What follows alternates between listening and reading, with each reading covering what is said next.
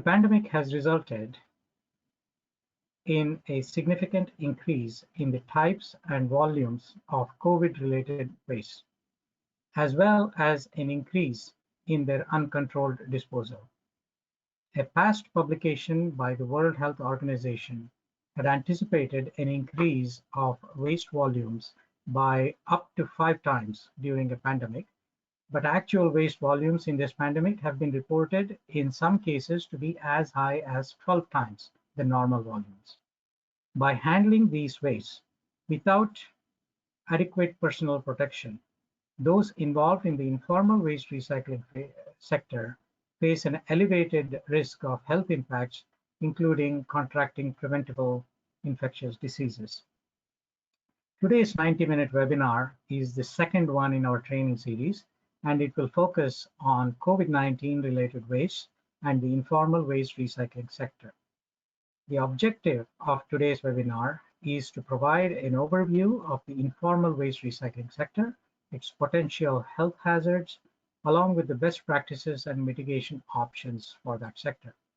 We will also present an overview of the current situation of informal waste recycling sector in Afghanistan. I encourage you all not to hesitate to ask questions at any time in the questions chat box that you will see on the screen. We are constantly monitoring it, and we have set aside some time at the end of this session for questions and answers.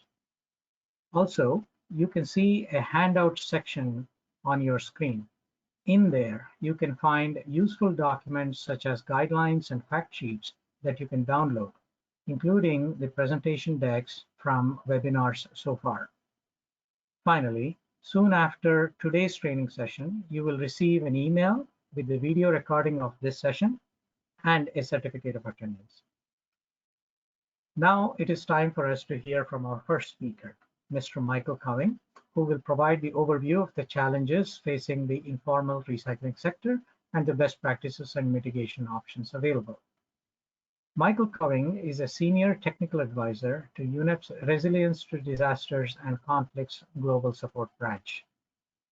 Mike is an environmental scientist, trainer, and assessor in the field of integrated solid waste management systems.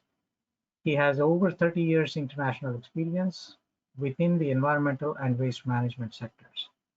Throughout this period, he has operated in more than 60 countries worldwide, particularly within Africa, Asia, and South America. He is a chartered environmental scientist and a chartered waste manager in the United Kingdom, and is a member of the International Solid Waste Association, ISWA, the Institute of Waste Management, and the Institute of Water and Environmental Management. So let us hear from Mr. Michael Cowing now. Over to you, Mike. Ravi, thank you very much indeed for that introduction. Much appreciated. As Ravi said, welcome to all of you to this webinar in whatever part of the world that you're joining us from. I did actually present on a similar topic about the informal waste picking community sometime last year. And I'm using that as the framework for this presentation, albeit that in the light perhaps of another 9 to 12 months experiences, and we're a little bit further up the learning curve as regards how we manage the COVID-19 pandemic and indeed those impacts on the informal sector. So as Ravi said, I will present. There is a question and answer session later in the event, and I would encourage any questions and I would be happy to respond to them at the appropriate stage. So moving on then.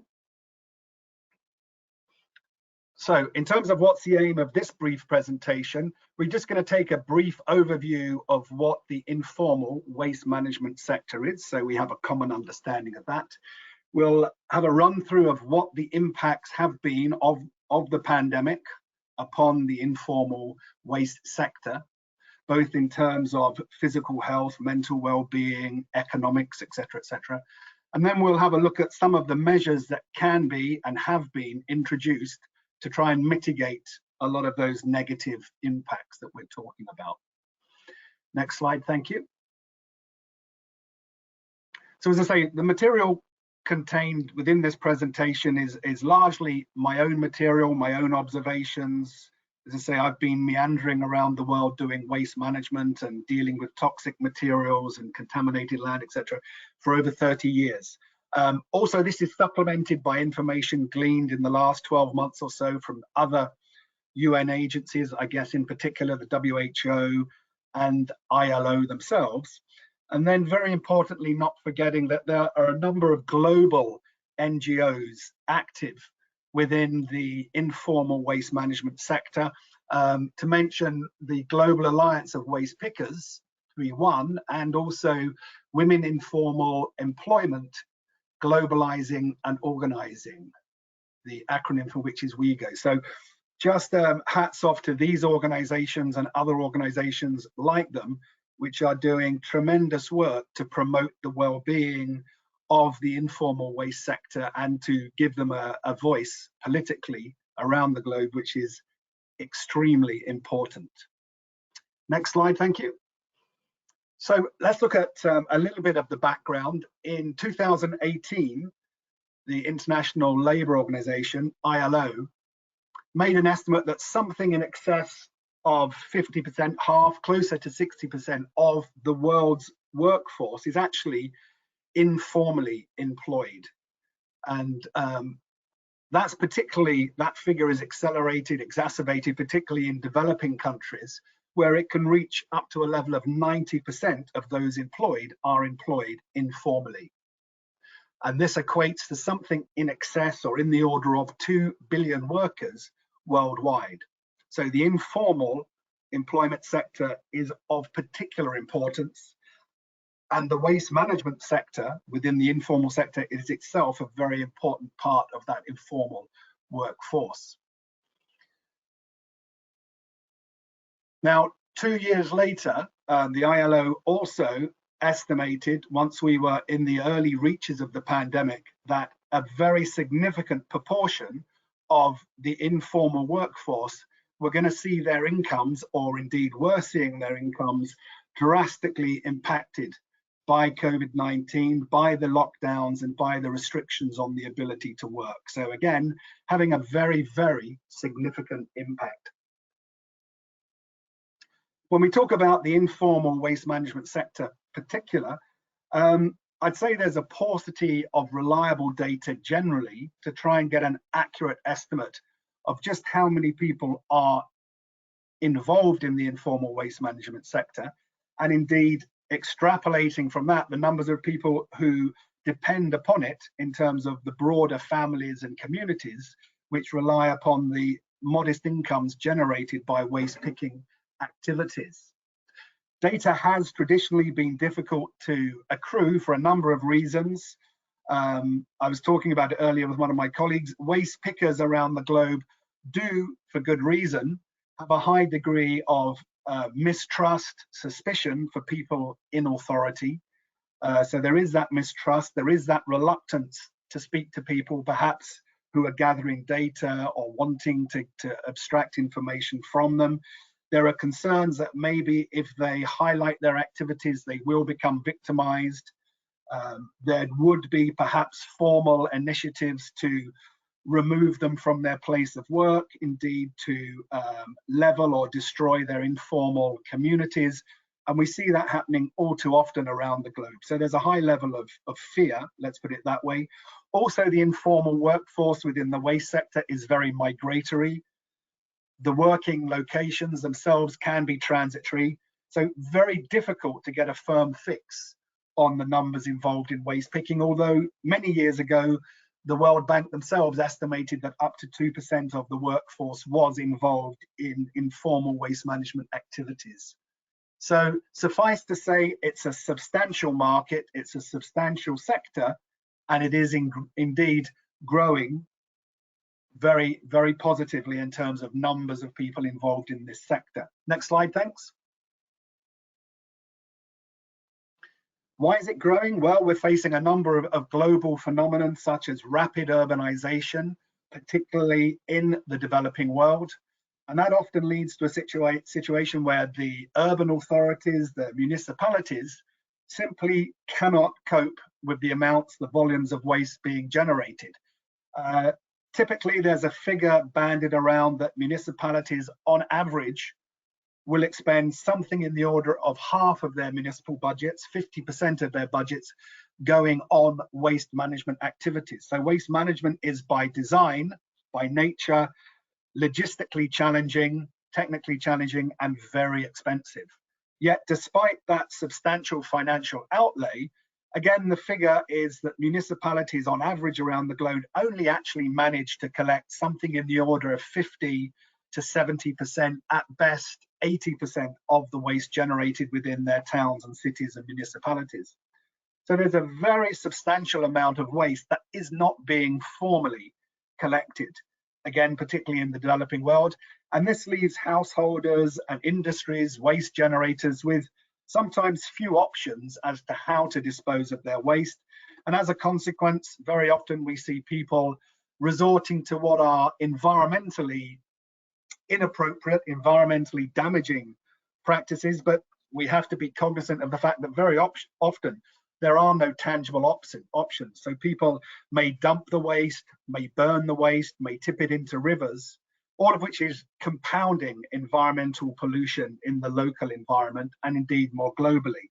If we look at the impacts of crude burning of garbage and the liberation of many toxic polluting gases into the broader environment, but indeed impacting on the health of those people locally. So it can be argued that the informal waste sector actually are doing an extremely good job, albeit very difficult, in terms of they are managing to reclaim a significant percentage of waste recyclables. They're stopping a lot of those materials being dumped or burnt in the environment. They're actually reducing the amount of waste which is landfilled, which by association extends the operational lives of those landfills and defers the need for capital investment in either extending landfills or building new landfills. So taken in that context, we can see that the informal waste management sector actually provide a very valuable service to the broader society, and it's a service for which we owe a debt of gratitude to the informal sector. Next slide, please. Again, as mentioned, during the early period of the pandemic, early months of 2020, ILO estimated that the informal sector globally experienced something in the order of a 60% drop in income, again, particularly across Africa and Asia. So there is a clear need, a growing need to provide assistance and investment into the informal waste management sector. And to do so, it's essential for a more equitable economic recovery post-COVID. Now, one of the first things that can be done to assist the informal waste management sector, and which actually doesn't come at a cost, is the recognition of the importance of the contribution made by the informal sector and engaging with the informal sector in the formal decision-making processes. So recognition of their importance, recognition of their role, I would suggest, is a starting point. Next slide, thank you. Now, by the nature of their work, the informal waste management sector do routinely expose themselves to many infections and many injuries, very often largely as a result of the nature of the waste products which they're handling. It's very common for waste pickers to suffer from cuts, grazes, and abrasions, many of which will become infected due to the unsanitary nature of their working environment. This is compounded by the fact that generally, because of their financial status, because of their marginal peripheral position within society, they invariably don't have access to personal protective equipment or access to sanitary wash facilities or disinfecting facilities for their hands or whatever within their working environment. This leads to the case that often, apart from injuries and ill health, that many of the waste pickers have underlying health problems. I myself have worked with the informal waste sector in many countries around the world over many decades. And where I have done medical screening, invariably it's the case that waste pickers will be suffering from intestinal parasites and worms and such things, often as a result of waste being contaminated with fecal matter and what have you. So many underlying health conditions. Now, sadly, this is compounded by the fact that waste pickers are inherently poor. They're living hand to mouth. Majority of them don't have access to savings, bank accounts or loans, which means it's extraordinarily difficult for them in the event of ill health or injury to actually seek formal medical assistance. So a very difficult situation and environment for the health and well-being of waste pickers, particularly on the landfill sites and engaged in collection of waste also. Next slide, please. So that's physical health. There are many physical health challenges, as we've discussed, but in addition, we're growing increasingly aware of the consequences of the pandemic on mental health, mental well-being, and this has been recognized throughout society. That being the case, particularly so for waste pickers who, again, are often the poorest and most vulnerable in society. And they've been exposed to mental health challenges as a result, for example, of a loss of income, an inability to buy food, to put food on the table, to feed their families, an inability to pay bills, whether it's utility bills, whether it's rental bills, or indeed to pay fines when they are punished, prosecuted, as is often the case for undertaking their waste picking activities.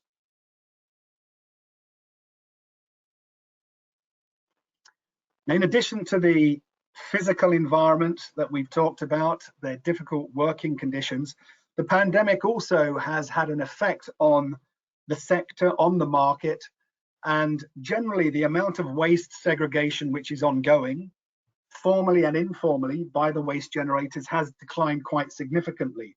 This is because we saw early on in the pandemic, again at the international level, there was initially a reduction in waste services. This includes waste collection, segregation, and disposal.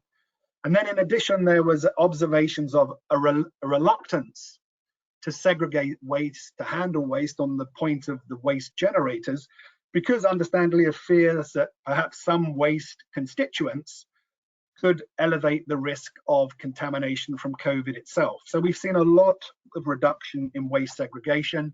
We've seen considerable reduction in the amount of waste recycling, both formally and informally. The value of many recyclable products, if we look at the fact that oil prices generally are very depressed, and this has made the price of producing, let's say, virgin plastic very cheap, to the point that actually now very often in parts of the world, producing virgin plastic is cheaper than using recyclable plastic. So again, the market for recyclable goods, the markets for recyclable plastics, for example, has become very depressed. This has resulted in, indeed, of waste pickers often being unable to sell their wares, to sell their goods. And a lot of recyclables we've observed have ended up either being dumped or burnt when they go through the passage going for waste incineration, for example. Next slide, thank you. Now, because of the depressed unit prices for the products within the recycling sector, whether they're the formal markets or the informal markets, depressed prices have meant that a lot of material is either not being segregated, or that which is being segregated is being stockpiled, both by individual waste pickers and at the secondary locations at the trading posts for recyclables, where recyclables are typically bought and sold.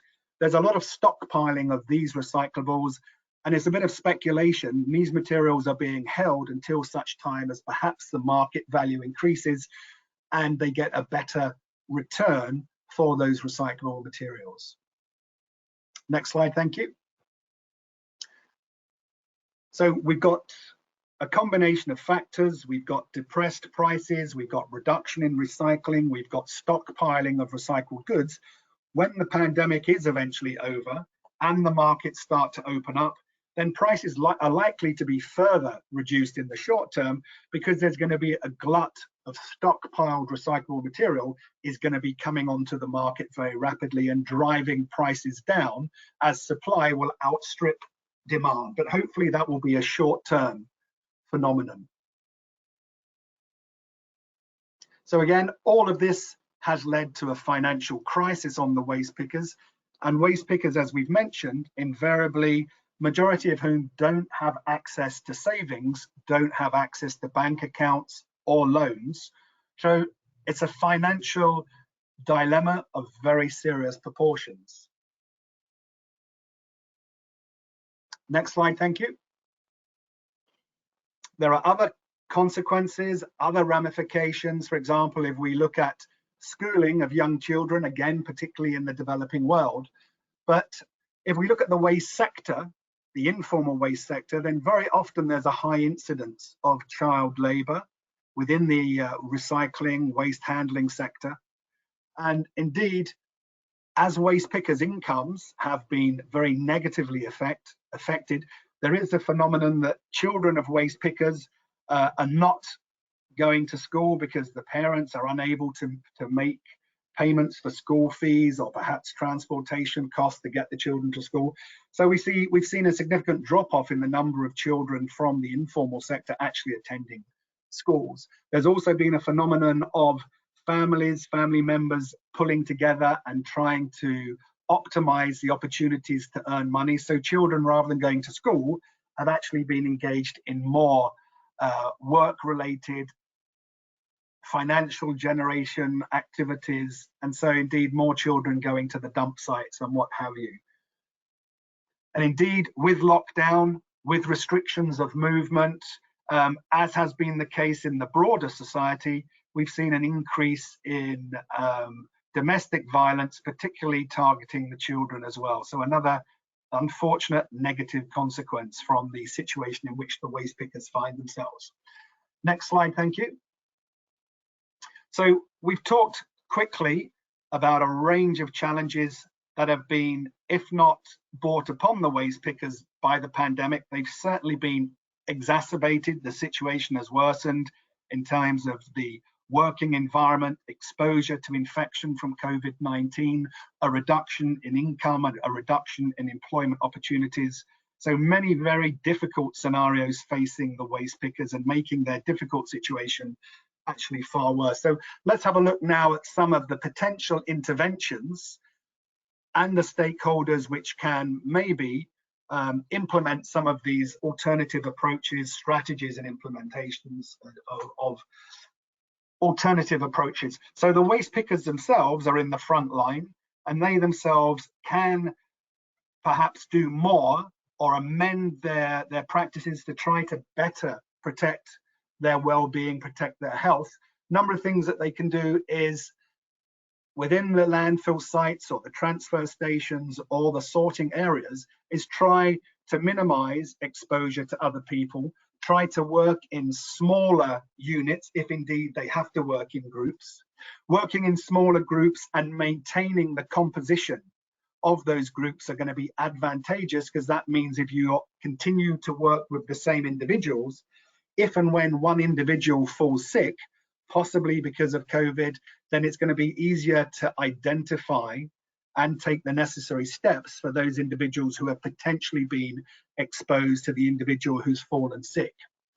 Waste pickers, I think, routinely are going to assume that any recyclables, any waste products that they're handling has the potential to infect them, to contaminate them. So they're going to raise their level of caution when handling the waste management products. And with, again, transfer stations, landfill sites, waste sorting areas, is to the extent possible, it's not always possible, but try to avoid being exposed to fumes, to smoke, to dust, particularly as waste is being dumped out of the back of vehicles, as waste may be being burnt, because I think it's yet unclear of whether the virus itself can adhere to small particulate matter and in so doing be inhaled on the dust particles themselves. So better to err on the side of caution, again, to the extent possible, because we are cognizant that the working environment is an extremely difficult working environment. Next slide, thank you. Again, for waste pickers, sometimes easier said than done. If we look at the slide there on the right, we can see people working in very difficult, very hostile, very unsanitary conditions. But again, to the extent possible, optimizing the opportunities for washing hands as often as is possible with water and soap. If that's not possible, the use of disinfecting or sanitizing gels as far as is possible. And we'll talk a little bit later about how some of those things could become a reality from other stakeholders. Again, trying to minimize the amount of skin and hair that is exposed to the waste and on which the virus could perhaps be harbored longer term.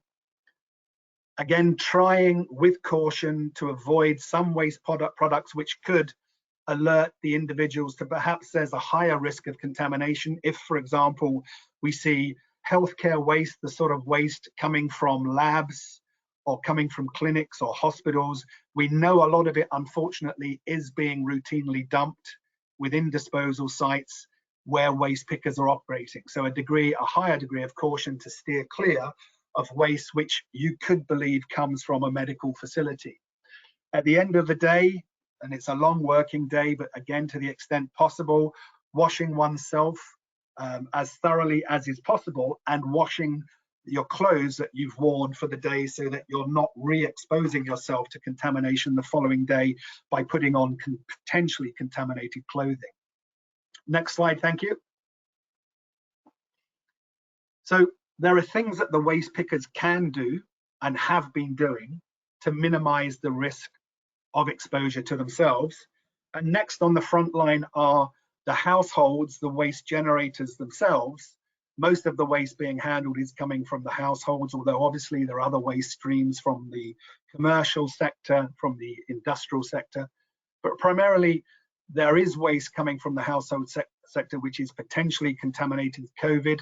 If people are recuperating or in isolation, then their waste is potentially a source of cross-contamination. If we're talking about masks, PPE, for example, tissues, swabs, bandages, syringes, a lot of this waste is going to be contained within household waste. What the householders can do to help the informal waste sector is good segregation of waste, not mixing this potential hazardous healthcare waste with the routine waste, and double bagging that potentially contaminated waste and setting it to one side.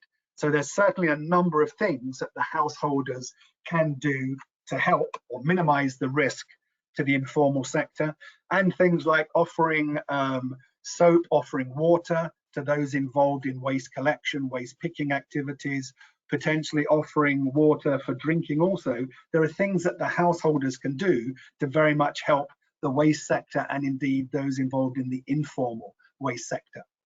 Next slide.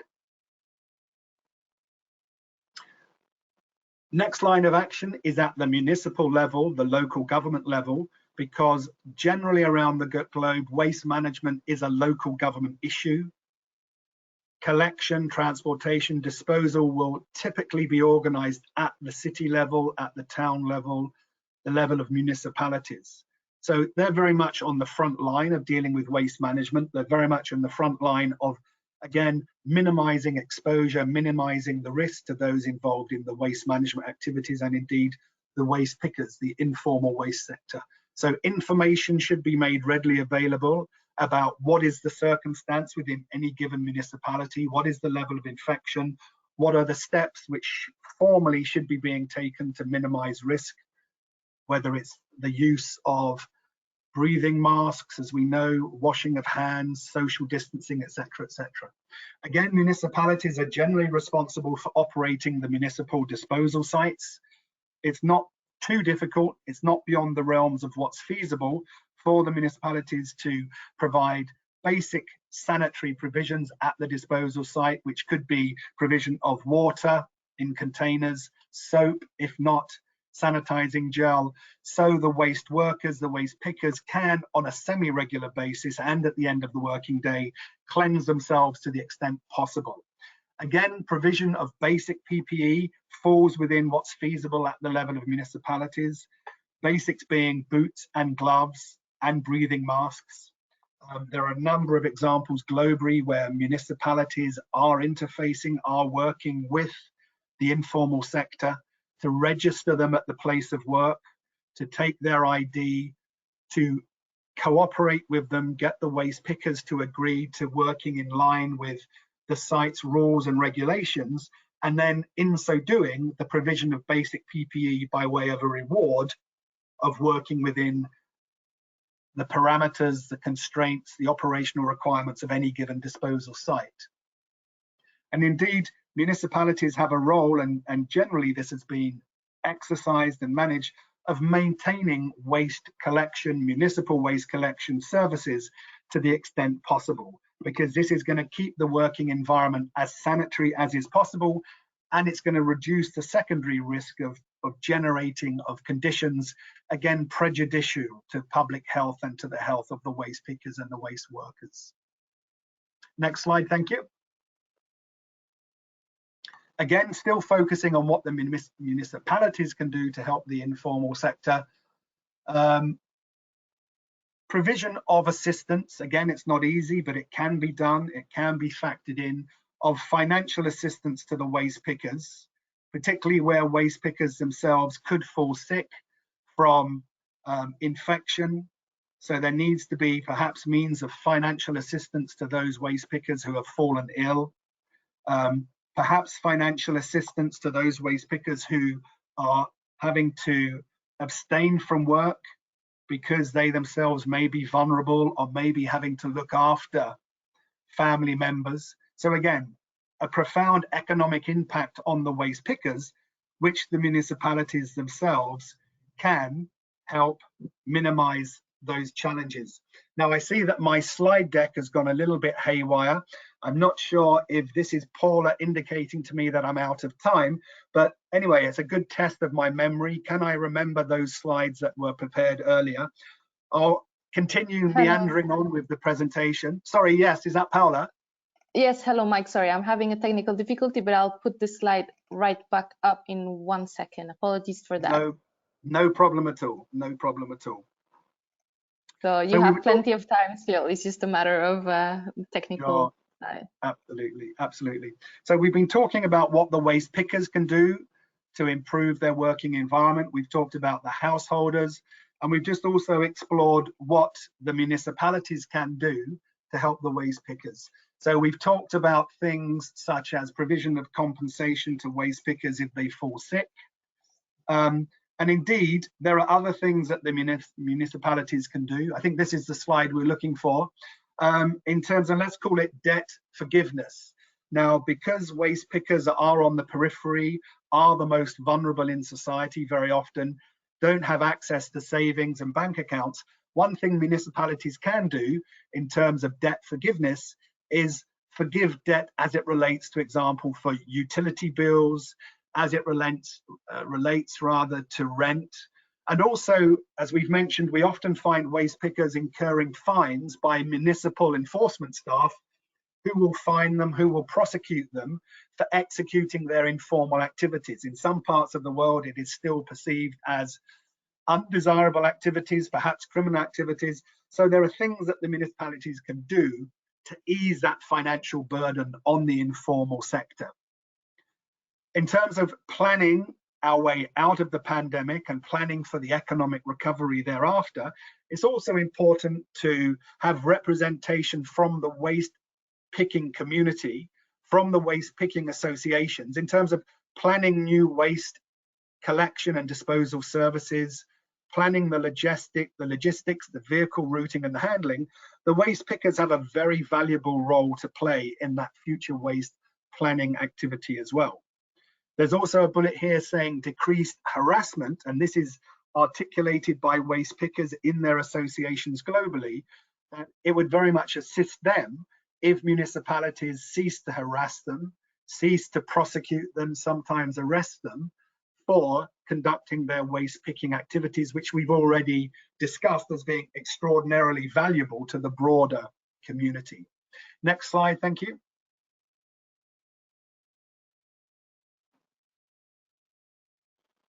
Okay, so we've talked about at the local level, then talking at the national level, federal governments, national governments. Then there are things that they can do at that policy, at that planning level, such as, for example, formally acknowledging the role and the value provided by waste pickers. offering as a consequence special support and recognition, whether it's medical support, screening and vaccinations, registering informal workers, those in the waste sector, and recognizing this as an official occupation. We've heard that globally, tens of millions of individuals are involved in waste picking, so recognizing that as an official occupation, and indeed removing barriers. Many barriers exist in terms of accessing loans, accessing credit, but also barriers exist in terms of those in the informal sector accessing and benefiting from national health insurance schemes. So again, other things which can be done in a positive sense at the national level. Next slide, please. Again, with the informal sector, introducing policies, strategies, plans, rolling them out, giving waste pickers access to testing, screening, and vaccinations, because they are one of those sectors who are providing essential services, but by the nature of the work are most exposed to infections.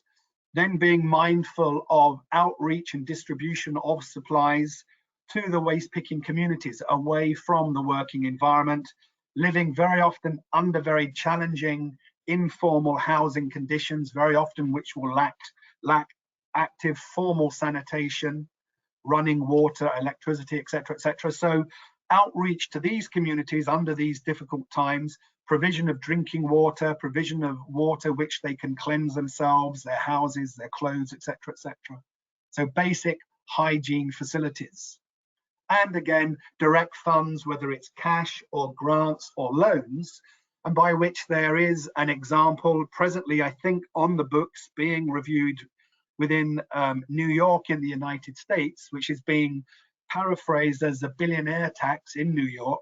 And there is a proposal to introduce a modest tax on billionaires and to redistribute that money to the most needy in society, many of whom, as we said, are in the informal and waste picking community. So examples such as this could be explored in other regions of the world.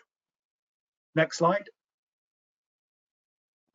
Government could also commit through a quota system, but typically obtaining goods, services through the informal sector, making a commitment, for example, of saying 25% of goods and services will be sourced from the informal sector, giving them that financial barrier, the financial cushion, and guaranteed income. For example, in the informal sector, the provision of goods could, for example, be allowing the informal sector to participate in procurement exercises for example, waste collection, transportation, recycling activities. Typically, the informal sector, there are too many barriers to allow them to participate formally, but as we've seen, they have the experience, they have the expertise and the know-how to actually execute these tasks within any given municipality. So finding ways of reducing barriers to allow them to participate in the formal bidding process.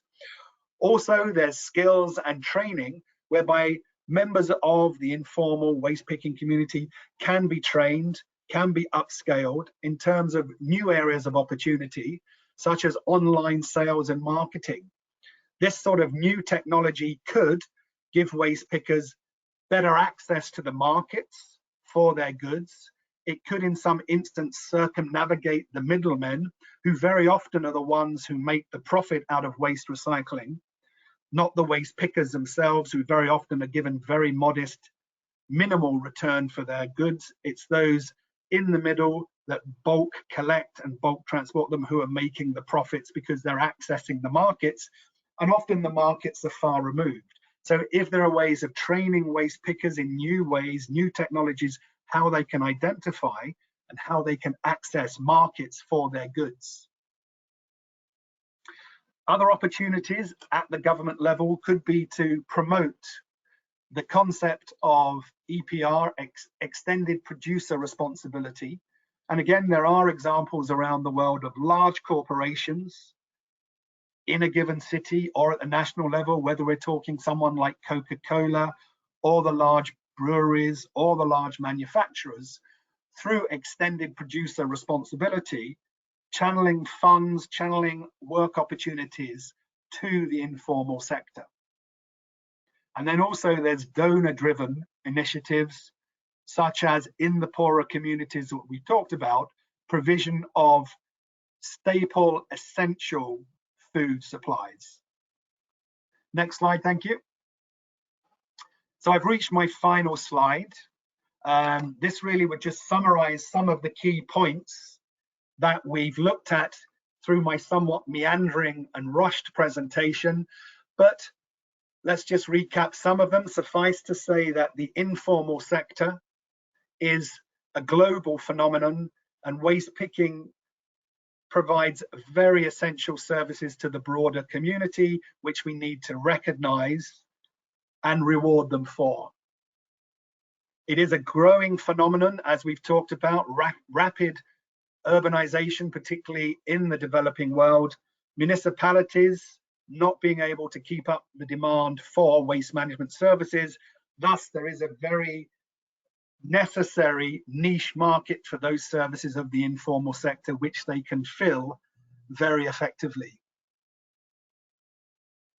The fact that that sector that we're talking about comprises many of the most disadvantaged in society, many of the poorest in society, and their status, their well-being has been negatively impacted, negatively compounded by COVID-19, and indeed a lot of the lockdown and the working restrictions, limiting, reducing the opportunities for work and to generate money. The recycling industry itself has been hit and is going to take a long time to recover. And the fact that there are a number of efforts which can be taken at the level of waste pickers, households, municipalities, federal, national governments, and within the commercial sector, which can be done to offset a number of these negative impacts on the informal sector. So we all have a role to play. We need to recognize that role, and we need to be doing everything we can possible to work with and protect those, as I say, are often the most vulnerable, the most disadvantaged in our society. So that wraps up my presentation. I'll hand the microphone back to Ravi and look forward to responding to any questions later in the session. Thank you very much indeed. Back to you, Ravi. Thank you, Mike. That was a very interesting and comprehensive presentation. In fact, as interesting and informative it was for the general public, there were some concrete actions that our attendees who happen to be either in the informal recycling sector themselves or the CSOs, the civil society organizations who are working with the individuals in the informal recycling sector, or from the government, they all have something to take home with concrete actions and ideas that you have presented. So thank you very much for that. It sets the stage for our second speaker for today, Ms. Saeeda Gauhari from UNEP Afghanistan, who will be presenting an overview of the current situation of the informal waste recycling sector in Afghanistan. Ms. Saeeda Gauhari is an environmental management expert with 10 years of experience in teaching, capacity development, and leading multiple projects and functional teams for UNEP's Afghanistan office and other international organizations there. She is currently working with UNEP's Afghanistan office as a chief technical advisor.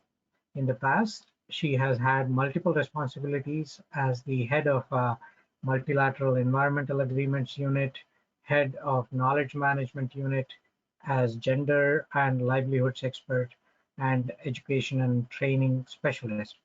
Ms. Gauhari has a bachelor's degree in environmental protection and disasters management from Kabul University, and in an MPhil, Master of Philosophy degree in conservation leadership from the University of Cambridge in the UK.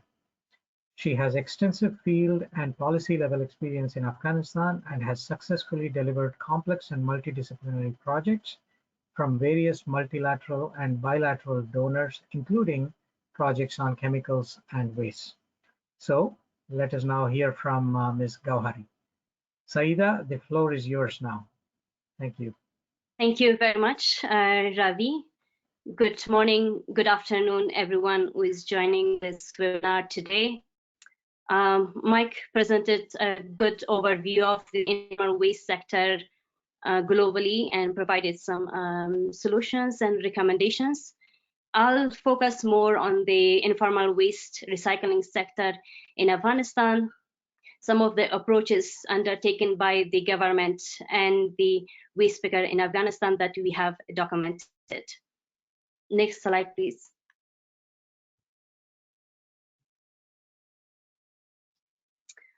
Like many countries, Afghanistan was affected by COVID-19. It registered its first case on 22nd February 2020. The number of deaths and infected people are probably very underestimated due to limited public health resources and testing capacity in this country. Alongside the devastating health effects of the pandemic, the country has gone into economic crisis. Another important consequence of the pandemic is the negative impact on the environment, notably the increased amount of waste and consumption of water. Next slide, please. Next slide, please. Population growth together with better living conditions has led to a bigger generation of waste in Afghanistan. Although compared to other countries, Afghanistan's generation of waste is relatively low due to the economic condition. However, the low amount estimation shows that only a small fraction of solid waste is collected and disposed. The other part has been a big visible problem in Afghanistan. Large amount of waste are found in public areas and water courses. Inadequately managed waste can have enormous impact on health and local and global environment. The waste the waste also has an effect on the economy. Improperly managed waste usually results in downstream costs higher than what it would cost to manage the waste properly in the first place. Problems with the infrastructure, location of the disposal site, lack of capacity to manage the waste, shortage of financial resources, equipment, technology, human resources, and limited supervision from the government are some of the challenges that Afghanistan faced concerning the waste. During emergencies like the COVID-19 pandemic, these challenges are magnified. The National Environment Protection Agency in Afghanistan is responsible for the policy development on overall environmental issues as well as waste, and also to raise awareness in this area. While the management of waste largely lies with the municipality, and the municipality is supported by two big private companies called Kamyab Waste Management and Expert Afghanistan Limited. The only policy that exists is the waste management policy, which focuses on setting sound management controls for chemical, clinical, hazardous, and municipal waste. And it also focuses on encouraging the reduction of waste in the environment through the development of controls on waste and encouraging citizens to reduce, reuse, and recycle waste. However, no other legislation exists related to the production, management, and import of chemicals and waste. In addition, lack of capacity to comprehend and implement the best environmental practices in the hazardous chemical waste by both private and public sector is a major challenge, which is exacerbating the conditions. Next slide, please.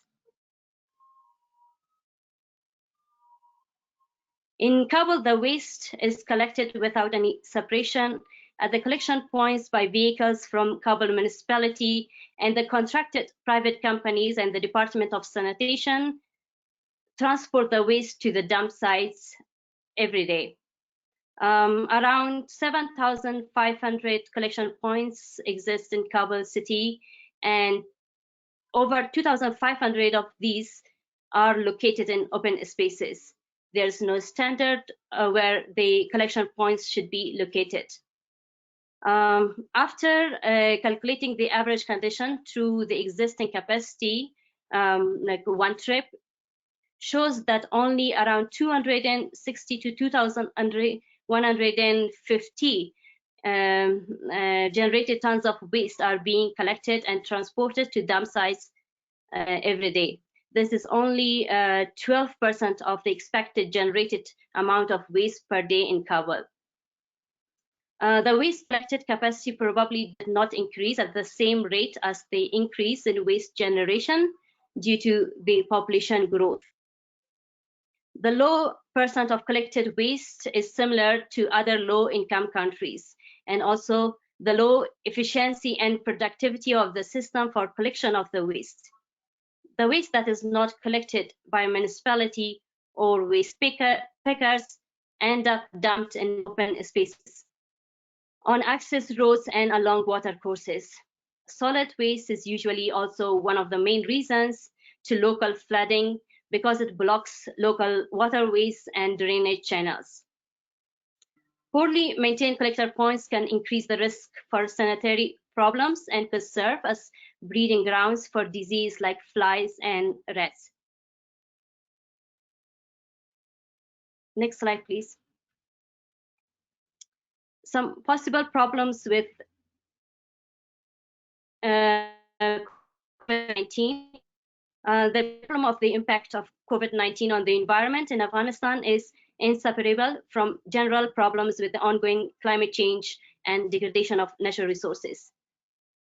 In the absence of scientific data, it is not possible to draw any significant conclusion of the environment impact of COVID-19 outbreak in a quantitative way in Afghanistan. Limited recycling, illegal dumping and open burning, and healthcare waste increases risk to people such as waste pickers and animals coming into contact with infectious pathogens or hazardous materials. It is obvious. With further risk of subsequent disease transmission through direct contact, wounds, inhalation, and ingestion, as well as indirectly through the food chain or a pathogenic host species. Next slide, please. Some responses that the government has taken during the pandemic outbreak. The Ministry of Public Health has established committees for the surveillance and coordination of COVID-19 at the national and provincial level. For example, our emergency preparedness responses committees established in each province. The committees play an important role in the coordination of the response to the pandemic at the provincial level. At the national level, the Ministry of Public Health is responsible for the coordination, and where WHO and OCHA Western Region in Iraq province and other humanitarian partners are supporting the Ministry of Public Health to scale up their response to the pandemic.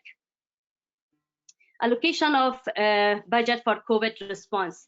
At the end of February 2020, the Afghan government allocated 25 million to Ministry of Public Health for COVID support, including key medical supplies, equipments, and hospital facilities. They also expanded facilities for COVID, like dormitories at universities have been converted into isolation facilities, and number of state-owned hospitals have been transformed into intensive care units and COVID-19 testing centers. The government also placed restriction of movement in March last year, and social distancing regulations followed by a lockdown in the whole country. The lockdown restriction eased during the second wave because the country did not face a lot of cases, but during the third wave, some more restrictions have been in place, such as schools and universities and major public spaces have been closed. The government also launched public awareness campaign that aim to elevate people's knowledge and perception about the roads through which the COVID-19 virus spreads and how to prevent it. The awareness campaigns have included like brochures, flyers, posters, information in TV and radio, etc. On the vaccination, also the government started it on 23rd of February 2021. The country received a pledge of 500,000 doses from India, and then it followed by some pledges from other countries. Currently, 20% of the population are first target to receive COVID vaccine, and plan for vaccinating the remaining 80% of population is currently being developed. Next slide, please.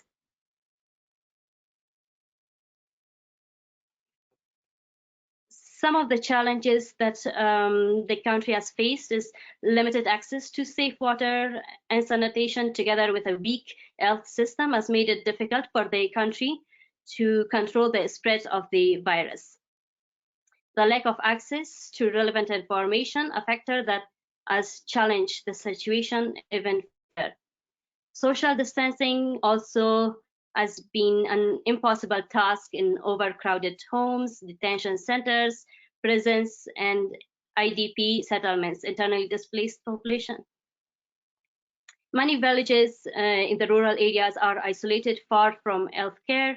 The isolation makes it more difficult for the virus to get there, but if it does, it is difficult to get medical care.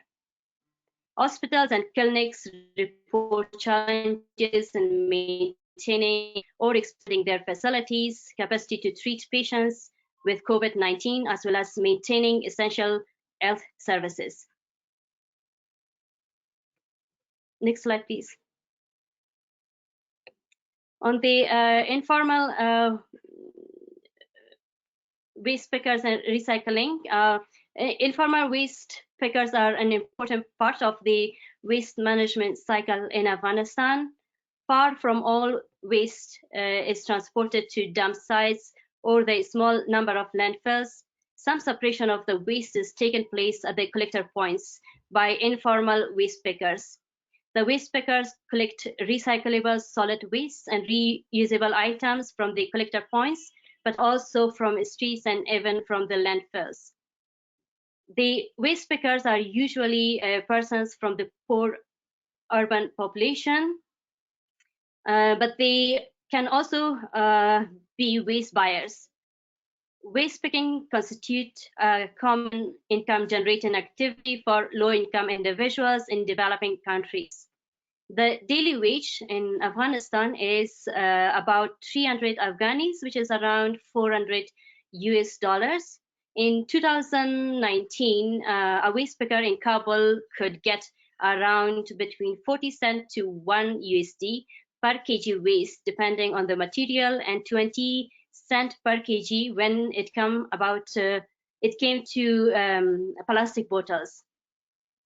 The amount can be compared to the salary for a teacher that is around 8,000 to 12,000 Afghani per month, which is similar to around 103 to 155 US. For many poor families, this is an essential component of the family income. The collected waste is then usually sold to recycling shops. The recycling shops in turn sell waste to recycling factories that also can be situated in other countries. A recycling shop is often run by the family and seem also to have a higher rate of child labor. Due to the COVID-19 outbreak, the amount of healthcare waste has risen significantly. The use of masks, face shields, gloves, syringes, and materials for diagnostic, detecting, and treating the virus has drastically increased. Even waste like pharmaceutical have been found lying on open dump sites near hospitals in urban areas. Next slide, please.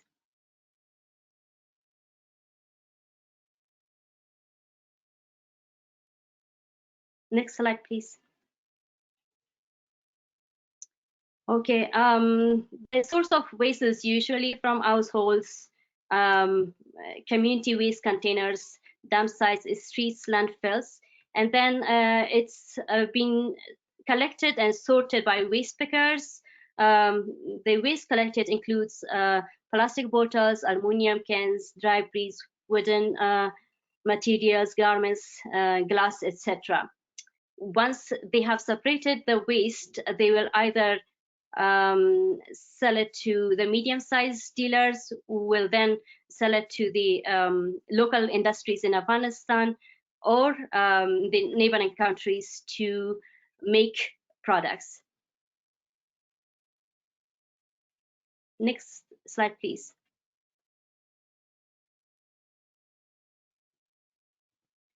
For this webinar, we went out into the city and surveyed a few waste pickers. A lot of them were reluctant to provide information, but the ones that we interviewed said that the COVID-19 restrictions have tremendously affected their businesses. And when we asked them if they knew about the COVID-19, almost all of them said yes. And when we asked, do they use PPEs, half of them said yes, and half of them said no. And some of them who said yes would receive PPEs in donation. And when asked that would you buy them, they said it would be costly, but the ones who have PPEs would reuse the same most of the days. And it was very interesting for us to learn from the waste pickers. When asked that whether they were infected by COVID-19, almost all of them said no, they haven't contacted with the virus. Only one person said that he does not know whether he got it or not. And when we asked that whether they found hospital waste in the dump sites, all of the participants said yes, they have seen medical waste in the dump sites. And when we asked them whether there was a person in their communities to coordinate waste management, almost all of them said no. And when we asked about their livelihoods and income, all of them said that they were affected by financially by the pandemic. Next slide, please. Some short-term solution. I'm terribly sorry, Saida. I'm having the same issue again. I'll just put back up the presentation in 1 minute. I'm really sorry. Okay.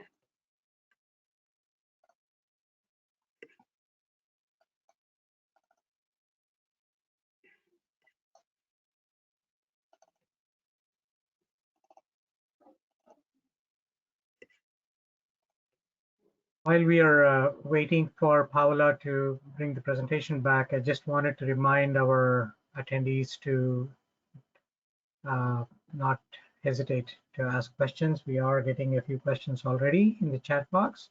So please feel free to add if you have any questions for Saida or Mike or myself. Please feel free to add that in, and we will cover as many as possible today. Presentation is back up, Saida. Apologies for that. All yours. Okay, thank you. Can you please change the slide?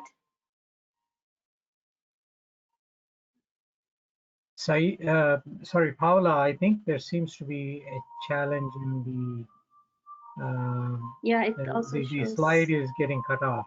You can please look into that. Okay, give me 1 second.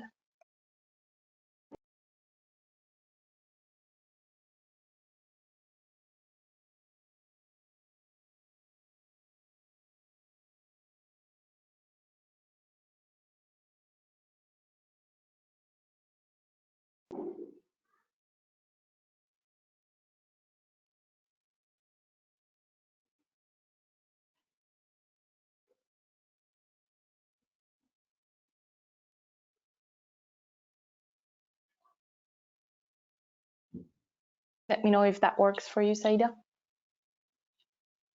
I think it's the same. It shows half of the slide. Okay.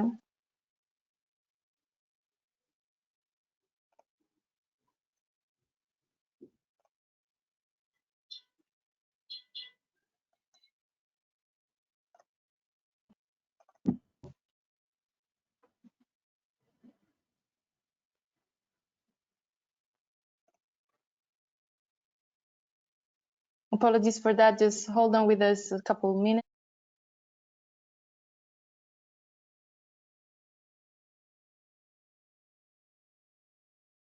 Okay, so we are going to try and change computer. Someone else is going to try and bring that on. So if you can bear with me. While we are waiting for that, maybe I can ask Mike to jump in with one of the questions.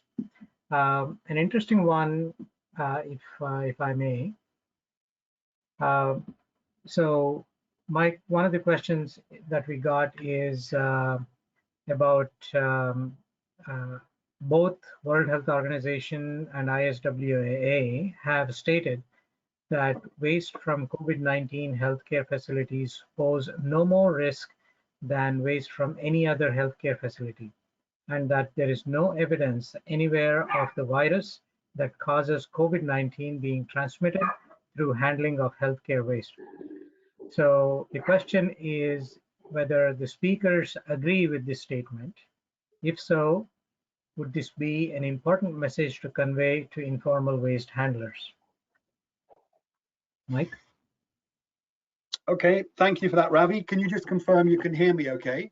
Yes, we can. Yep, it's a very good question. So having worked with, let's say, hazardous healthcare waste for a number of decades, I think it's fair to say that potentially COVID or waste coming from COVID medical facilities should be handled in the same way as routine hospital waste or hazardous healthcare waste. So there's nothing different we need to do, but we do need to relearn the lessons, and we do need to do the basics, which means this potentially hazardous waste does need to be properly identified, segregated, packaged separately in terms of containers or bags, and should not be mixed with the routine non-hazardous waste. So if we're complying with good practice, best practice in terms of hazardous healthcare waste, then I agree there's no additional risk and there's nothing new that we need to do. However, my point of caution is that my experience in the developing world is that more often than not, hazardous waste from healthcare facilities is not properly handled, is not properly segregated, transported, or disposed of, and very often is mixed with the routine waste. So then does present very acute, very severe risks to those people involved in waste management and indeed the informal waste picker community. Very often the material will end up on dump sites and will be being handled by the waste pickers who are ill prepared in terms of their awareness or use of PPE. Then when we have the situation where there are incinerators, for example, then there's a WHO statistic that the vast majority of incinerators in the developing world don't work properly. Don't work properly because perhaps they're not properly maintained, not properly repaired, or the healthcare facility doesn't have sufficient budget to buy even the correct fuel. So we find partially burnt hazardous healthcare waste, then creating a secondary ash problem, or indeed an atmospheric problem from discharge through the stack.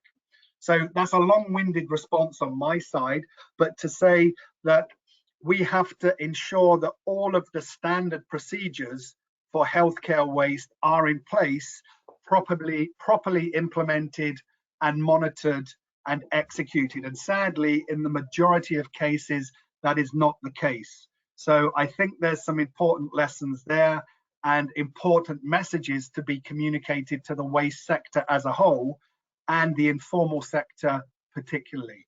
So I hope that responds adequately to that point there, Ravi. Thank you.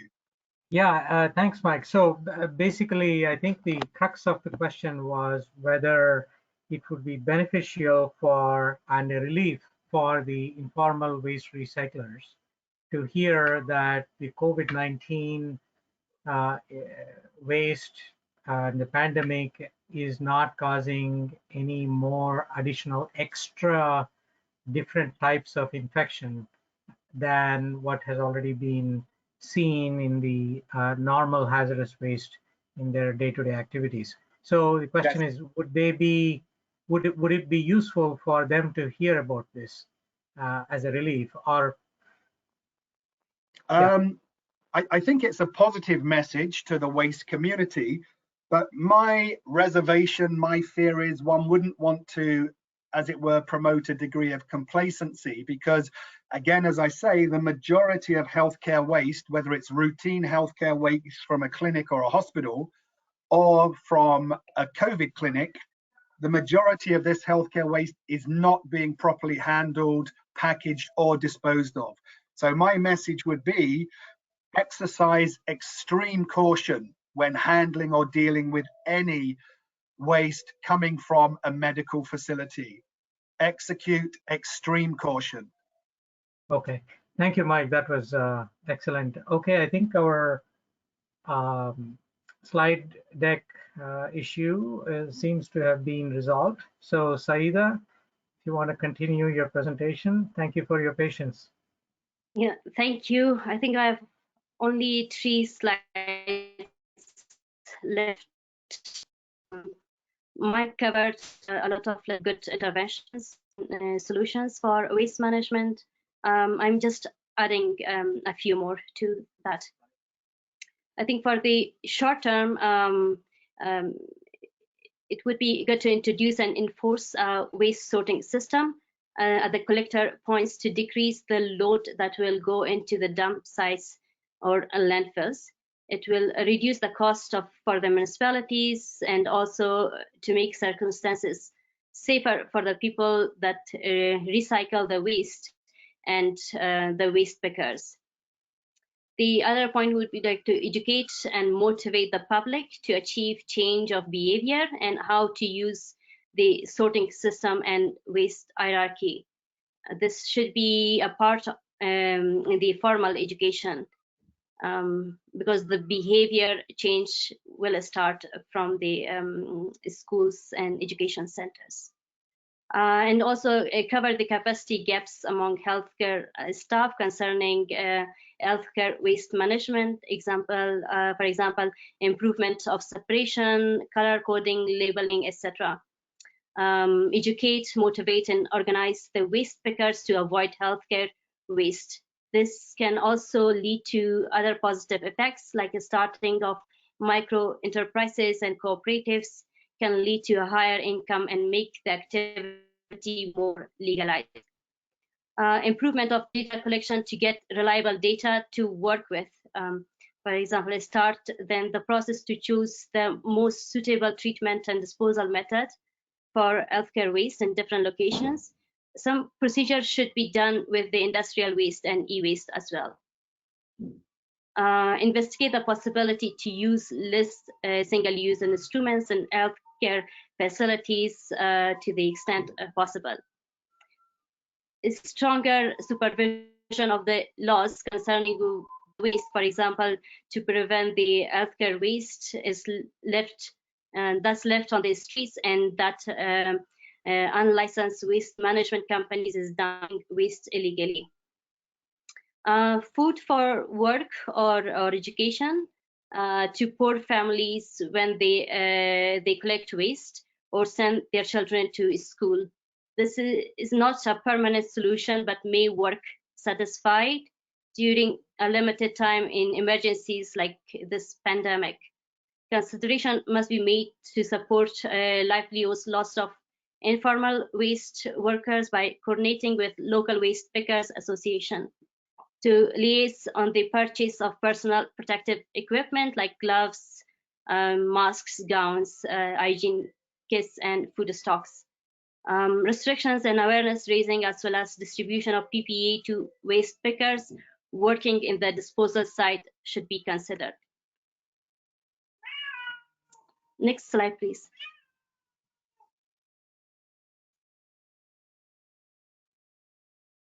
Some possible long-term solution might be to investigate the possibility to have cluster treatment or central treatment in the cities for hazardous waste. Some years ago in Afghanistan, incinerators aimed for hazardous waste shut down due to air pollution in Kabul. Therefore, an autoclave might be a better alternative if there are economic conditions.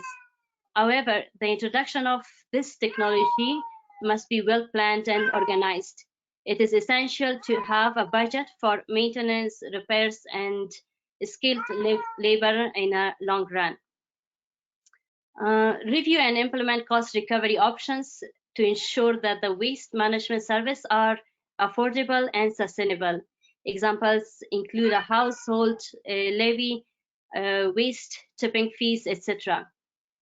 Establish formal and informal waste trade association, or if there isn't any waste trade association, it would be a good idea to bring the informal waste sector together and establish associations so they could collectively be trained and supported. And also they could share lessons learned. The next possible solution might be to introduce a stronger producer responsibility. This means that the producers are responsible for collection and disposal of used products. The purpose of producer responsibility is to promote the production of products that are more resource efficient, easier to recycle, and that do not contain environmentally hazardous substances. Introduction of recycle system, for example, a deposit refund system for plastic bottles, and also to investigate new sites for landfills by start to select a new suitable site for landfills. A new prepared site should, for example, be selected with an impermeable synthetic bottom liner to prevent pollution of the groundwater. In conjunction with the above, with these, which may take several years to achieve, I think it would also be a good idea to upgrade the existing dump sites so the environment and public health risks are minimized. Thank you. This is my last slide. Next slide, please.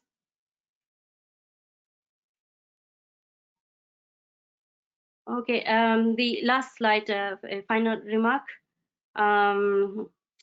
The response to COVID-19 crisis could be an opportunity to support initiatives with a more environmentally sustainable focus and promote adaptations to the adverse effects of environmental degradation by building better. This could, for example, include promotion of renewable energy, clean cooking solutions, community-based natural resources management, sustainability in procurement, nature-based solutions, and polluter pay principles. Other important factors for building back better are to have women represented at all decision levels, ensuring that everyone receives a basic education, and to reduce the gap between plans, policies, regulations, and change on the ground.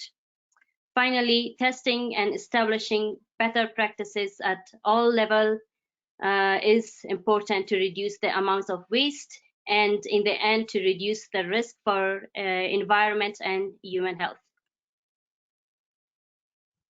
I think that's it. Thank you. Happy to receive questions. Thank you, Saida. That was a very interesting look at what the situation is in Afghanistan. It really brings everything into perspective when we, hearing what's been going on in a particular country with specific cases like this, what sort of brings it all home.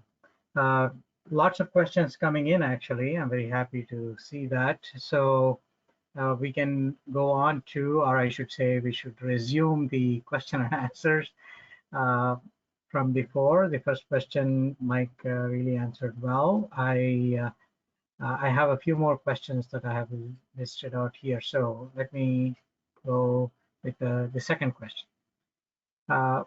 What are some specific recommendations to support those in need of countries where governments are unable or unwilling to help those in the informal recycling sector? Mike, would you be able to take that? Yep, thank you, Ravi. Good question. Again, I myself have worked in many countries where governments or municipalities are unable or unwilling to work with or help the informal sector. Sadly, in many places, there's the sense in government that it needs to be stopped, it needs to be eradicated.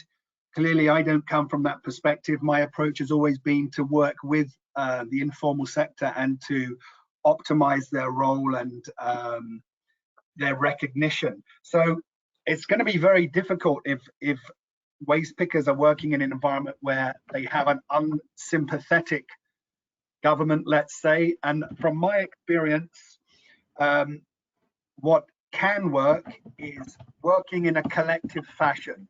That means individual waste pickers have very little power, have very little voice, and very little access to authority. So I would always recommend collective action, forming a waste picking association so that more than one individual's voice is being heard, that it's a collective voice, whether it's tens of people, whether it's hundreds, sometimes thousands of people. So I think the starting point is to do a bit of research, look at some of these excellent global organizations like the Global Alliance of Waste Pickers, or what we were talking about previously, WeGo, which is women in the informal sector who are globalizing and organizing. They've got excellent websites. They produce a lot of informative literature. They'll talk about how to form your own association and rules and guidelines for forming an association. So I think that's the starting point, Ravi, is that as individuals, they have no voice, they have no power, they have no access to the organs of power. But when one starts to organize collectively and to hook into some of these global organizations, I think that's a very important starting point. And it's much more effective to have your voice heard as a collective voice rather than isolated individuals. So that would be my recommendation. And I have seen a number of positive examples where people start to form organizations and they are then much more likely to be listened to, and they start to exert more power and more authority. I can expand on that with some examples, but that would be my initial response. It's to start to look and to start to act in a collective fashion. In fact, you may have answered partially the next question. It's linked, so I'm going to go straight with it. In addition to the usual support that we talk about, from the government, CSOs and whatnot, what other creative strategies might be helpful to protect waste workers and jobs? So you have talked about one, which is a collective effort, right? So that is one thing, to increase awareness, to provide support and whatnot.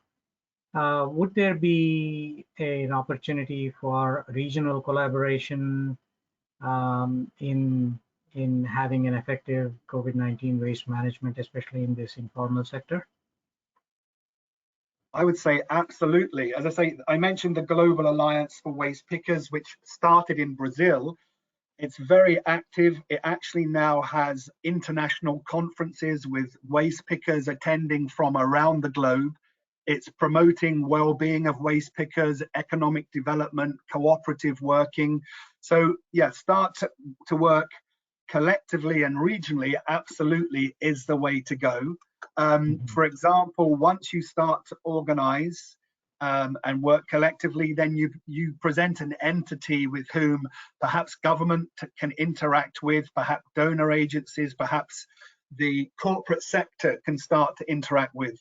Very difficult to interact on an individual basis. For example, working in Sudan some years ago, I was able to work with the waste picking community to organize them collectively, and then to start interacting with large corporations. For example, there was a large international brewery who, through collective action, through negotiation and awareness raising, then made available to the Waste Picking Association things like their glass crushing equipment.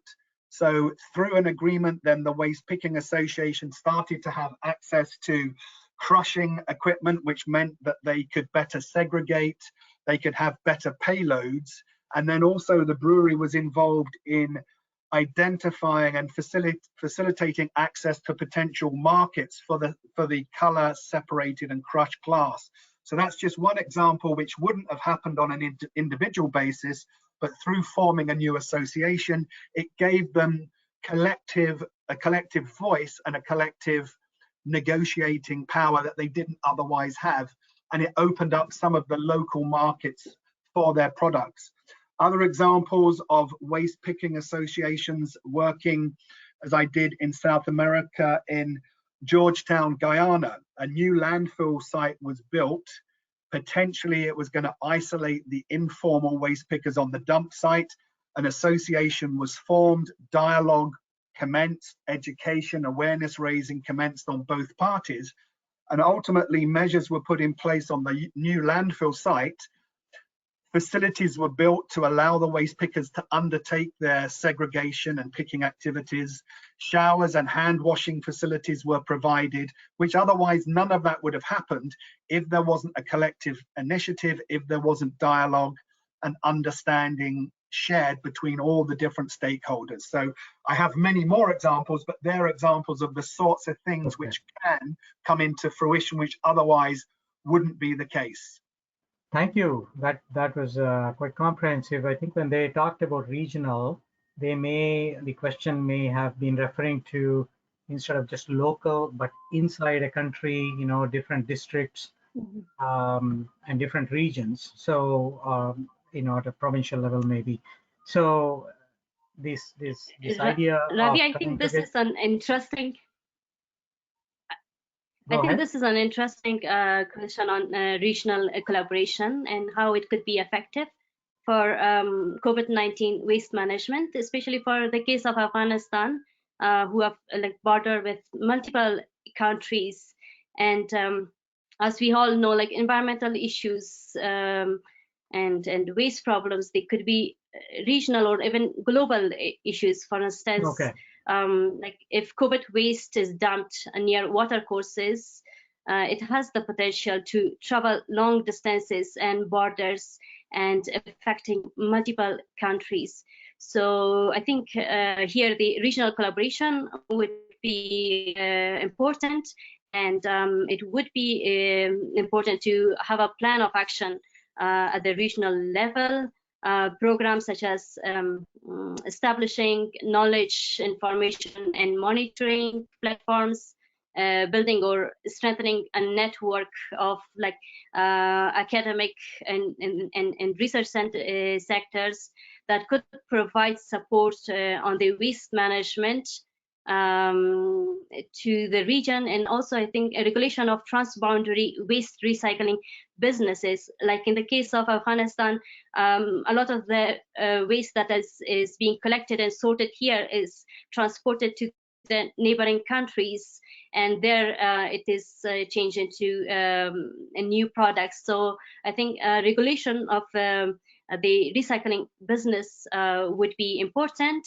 And also, I think globally, some of the legal frameworks that exist on chemicals and waste should be enforced, like the Basel Convention on Transboundary Movement of Hazardous Waste, Solid Waste, and Municipal Incinerator Ashes, or the Rotterdam Convention on Pure prior informed consent procedure for certain hazardous waste, just to make sure that the hazardous waste, including COVID waste, is regulated, and the countries are aware of the actions and activities going on in this regard.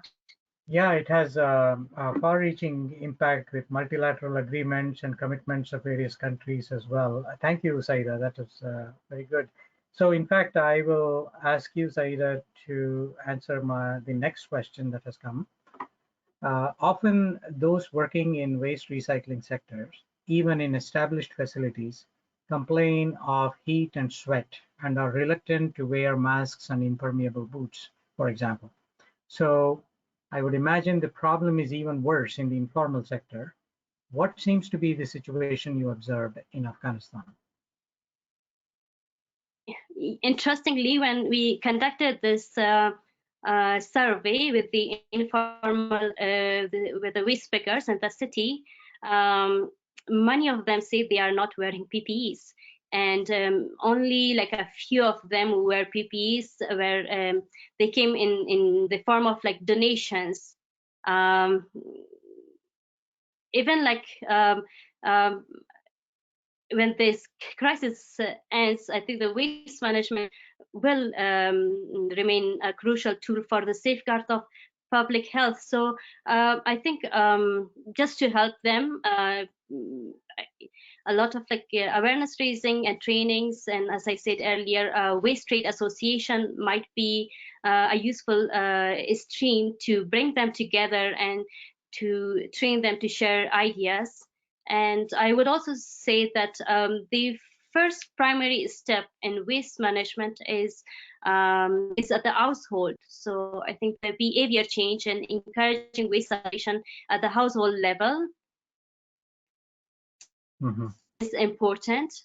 And probably guidelines for households should be issued on separating and disposing of infectious waste. So when the waste pickers collect the waste, they already have a separated, sorted waste, and they only pick up the recycle waste, either from household or communities, depending on the possibilities.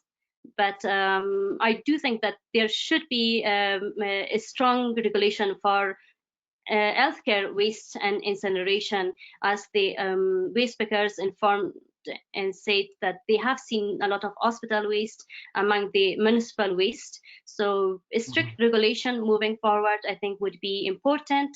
And also, I think sustainable livelihood programs for waste pickers and alternative sources such as food for work would be important. But of course, they will not buy PPEs. PPEs should be provided by the government and the humanitarian assistance programs and organizations in Afghanistan and also in other developing countries.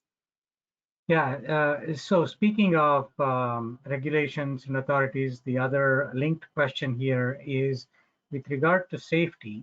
Did authorities in Afghanistan try to reach out to these waste pickers and dealers? What actions did the authority take for their safety? Actually, that was one of the questions in our survey also, whether the waste pickers received support from the government, and almost all of them said they haven't received any support. Only some private donations were made in the form of like PPEs.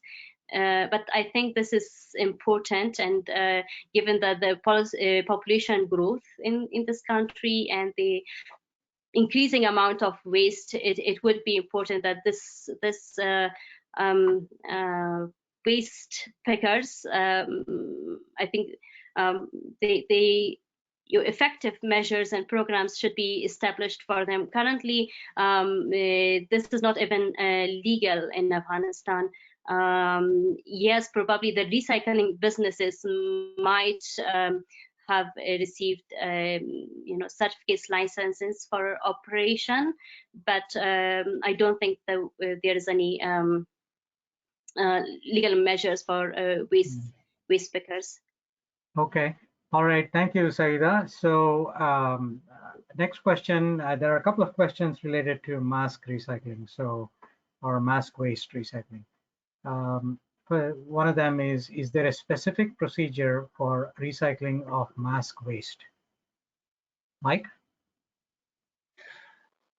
That's a good question. It's a fundamental question when we look at the staggering figures of how many items of PPE end up in the garbage on a daily basis, whether we're talking overalls, gloves, or face masks. There's some bewildering figures out there for how waste volumes have increased exponentially. So it's a very good question.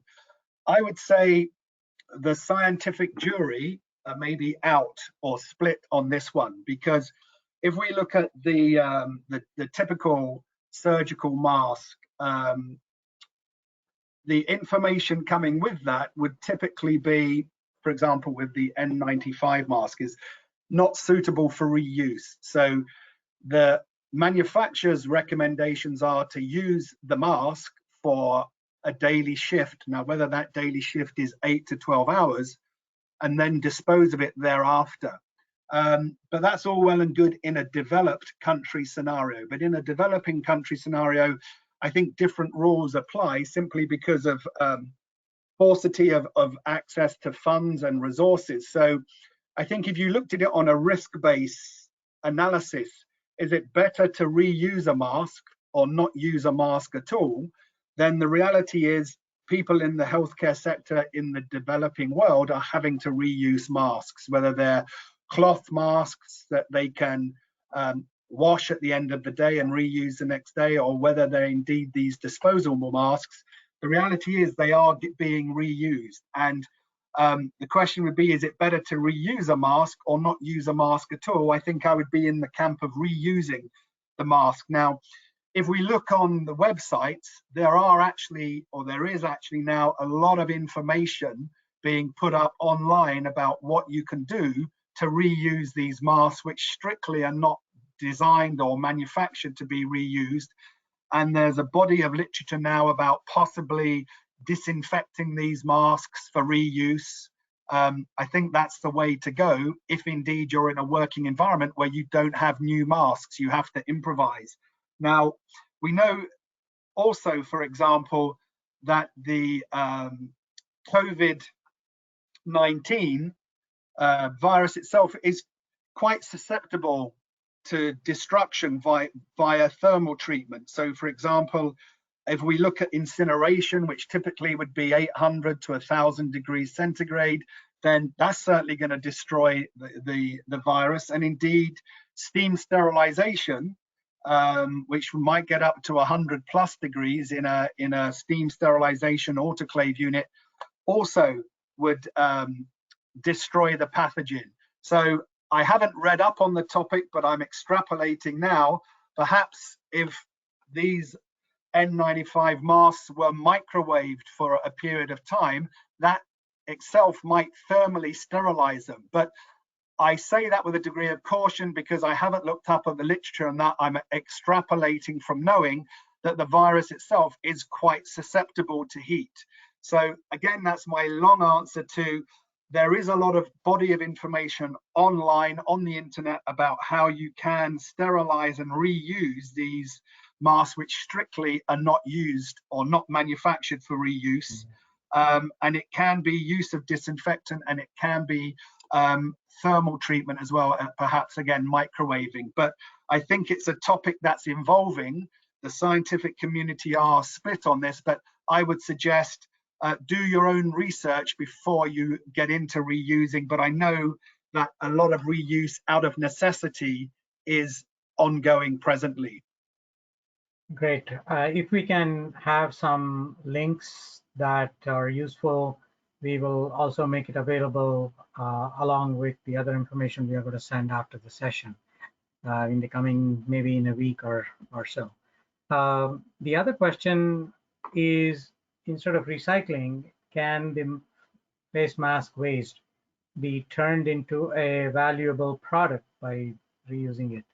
Reuse in the sense, modifying and whatnot. I sort of recall coming across a a company in France which was using face masks, used face masks, and shredding them and making some other product with it.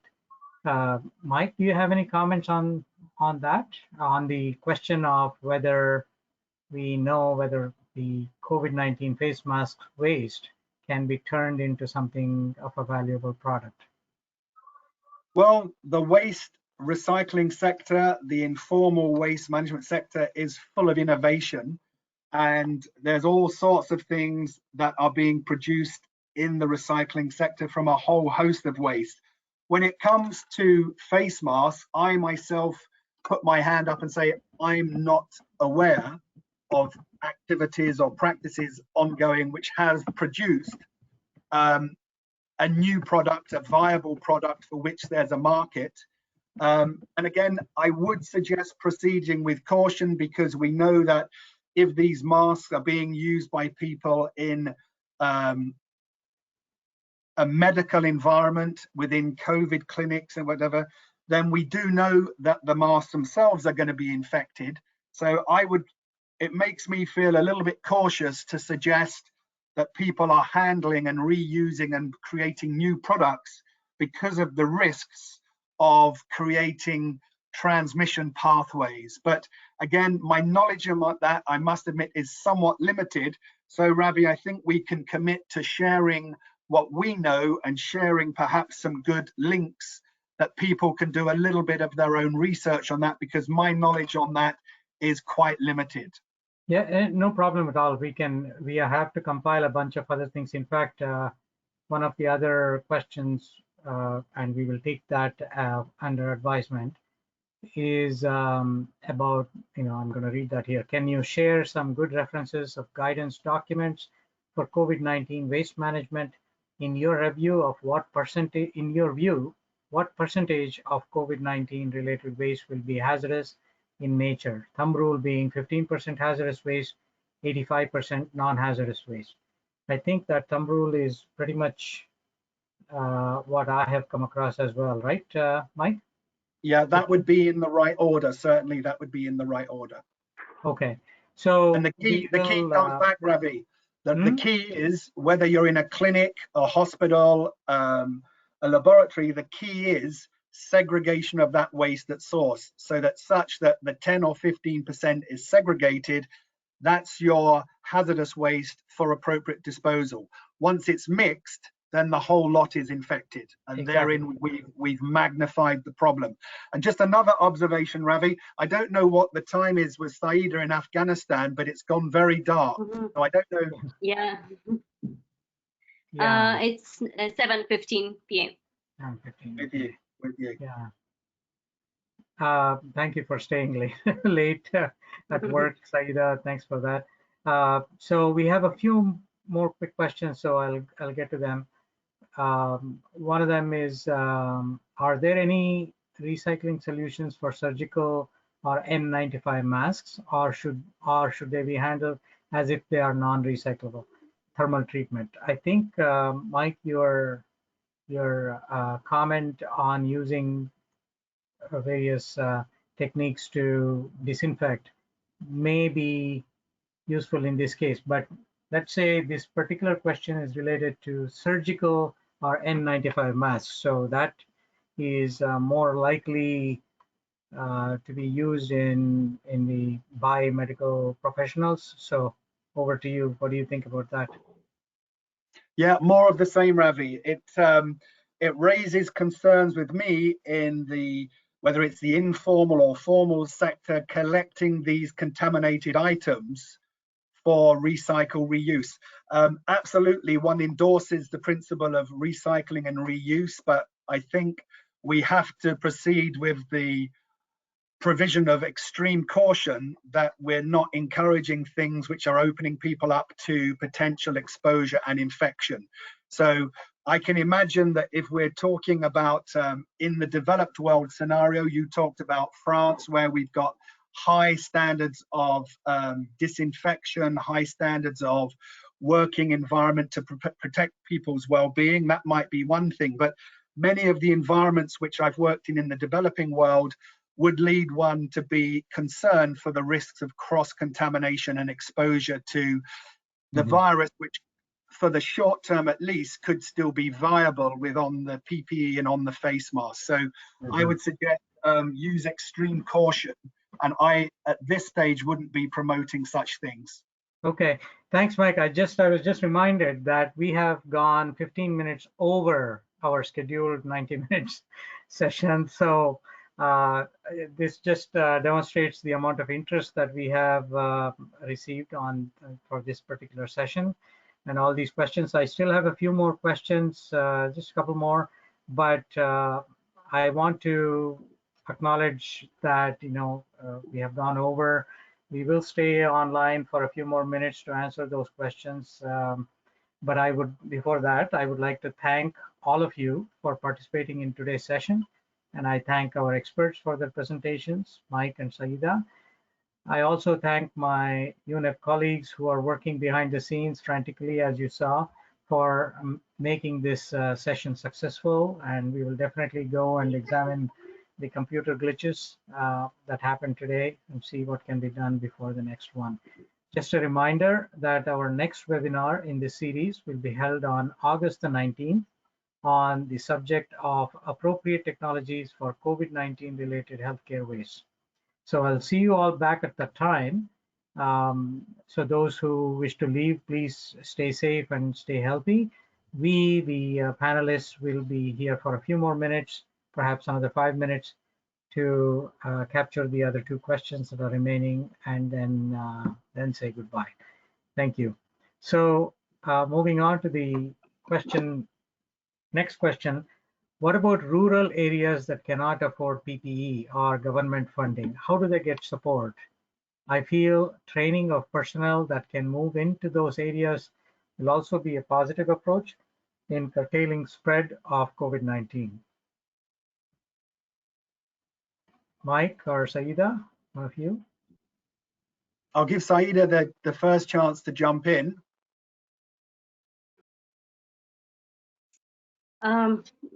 I think this is a good question, and part of this was, I think, covered in my presentation as well. Although a lot of the remote places, they don't get infected because they are living in isolation. But those that contract the virus due to the health facilities, lack of health facilities challenges, it is sometimes very difficult for them to get treatment or emergency treatment on time. In Afghanistan, I think the humanitarian community has been supportive in this regard, like WHO, OCHA, and some other organizations who were operating in the area. I think they have extended their support to the extent possible. But I think largely this still remains a challenge in rural areas in Afghanistan, and I think appropriate measures need to be put in place for this in the future. Thank you. All right, Mike, do you want to add anything? Yeah, just a supplementary question for Saida. Saida, would it be the case in the remote rural areas that access to Wi-Fi, access to internet in Afghanistan would be very poor? That's possible, yes. To the internet, it's difficult, but I think a lot of the populations do have access to mobile phones. Okay. So probably I think probably like messages, phone messages might be an important communication tool, some guidance, but the actual treatments, I think hospitals would need to be built. Okay, I'm just thinking in terms of training and raising awareness. I mean, obviously what we're doing today is an example of how accessible people are around the world to the internet and using the internet and platforms like this for learning. But I'm very well aware in many countries in which we work in the rural setting, access to internet is very limited. So I think your point is a very good one there, Saida, that I can't think of many countries that I've worked in, irrespective of the level of development, where most people don't have a cell phone. So perhaps social media, communication of key health messages by message over cell phones would be extremely valuable, but also indeed sending trained individuals to the rural communities, to the healthcare centres, to raise awareness, particularly about the management of potentially COVID infected healthcare waste, would be money very well spent. One trained individual could probably reach out to countless numbers of individuals in rural clinics and hospitals and healthcare centres. So I think that's very important, reinforcing those key messages. When we're talking about healthcare waste, again, those key messages being about segregation, labelling, not mixing of waste, and then again, in the rural sector, there's not going to be typically access to incineration. There's not typically going to be access to steam sterilization units. But again, there would be things about perhaps on the dump site, creating an individual cell or trench, which is separate from the body of waste, in which waste, potentially healthcare waste, potentially COVID waste, can be placed, can be covered with cover material at the end of each day. And low cost things like informing the waste pickers of the hazard of that waste, keeping them well away from it, perhaps putting signboards which wouldn't cost much money.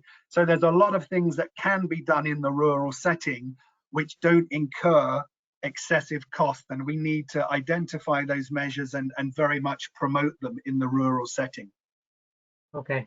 Just Thank you. to Yeah. add to that, I think in the rural areas, they are very efficient in terms of managing and recycling the household waste. They use it for all sorts of purposes, composting, to feed the livestock. So I think it would be easier to separate the COVID waste, and the measures that you proposed would be very efficiently managed if the right tools and practices are put in place. Thank you, Saida. I think we will have one last question and then sign off.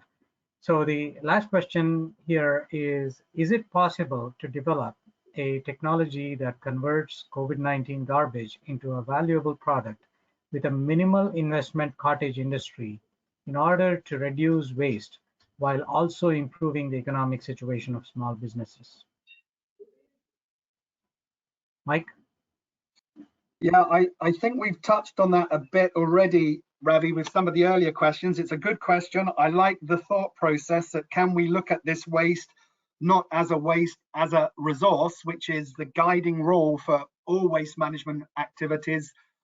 Again, proceeding with caution because of the risk of cross-infection, because of exposing people to potentially COVID-19. So I would say, again, it's the cautionary principle is the one that I would adhere to.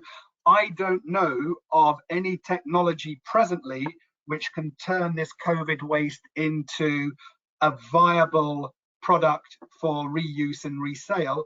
Indeed, if there were to be, and I wouldn't be surprised if it's not in development, because when we look at the billions of waste units which are being generated on a daily basis just in face masks alone, then economics would suggest that these sorts of things are being looked at and are being developed.